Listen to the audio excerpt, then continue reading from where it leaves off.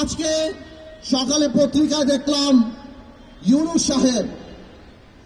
সাহেব আজকে সকালে বলেছেন যে আগামী ডিসেম্বর কিংবা জানুয়ারি নাগাদ বাংলাদেশের নির্বাচন অনুষ্ঠিত হবে। আমার তরফ থেকে, আপনাদের তরফ থেকে ইউনূস সাহেবকে একটি ধন্যবাদ।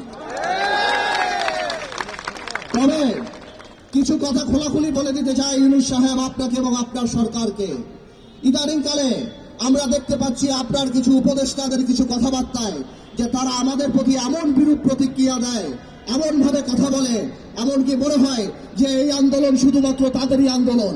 আমার ভাইয়েরা, তোমরা আমার যে বয়সে ছোট, আমি তুমি করেই বলি, সরকার নামানো আর সরকার চালানো এক কথা না।